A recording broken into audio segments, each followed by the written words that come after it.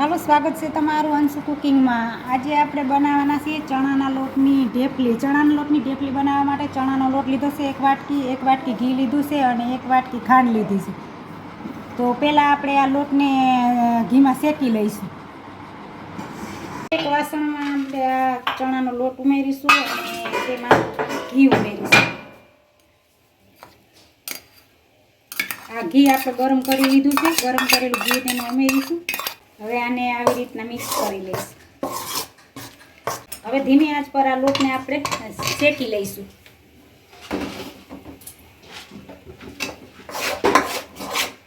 વચ્ચે વચ્ચે આવી રીતના આમ ફેરવતું જવાનું, એટલે લોટ ચોટે નહીં અને નીચે દાજ ન લાગે તેવી રીતના, અને ગેસની આંચ ધીમી રાખવાની।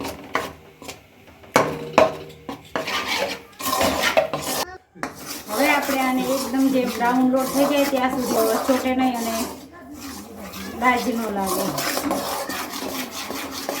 આ લોટ શેકાઈ જશે એટલે ઘી એકદમ છૂટું પડી જશે।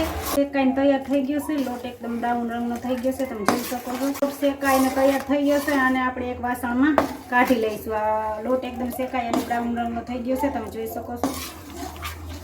હવે આપણે એને એક વાસણમાં કાઢી લઈશું। આપણે આજે એક વાટકો ખાંડ લીધી હતી, એ ચાસણી માટે પહેલાં એક વાટકો ખાંડ ઉમેરીશું અને તેમાં થોડુંક પાણી ઉમેરીશું, ખાંડ ડૂબે તેટલું। હવે ગેસને આપણે ઓન કરી લઈશું।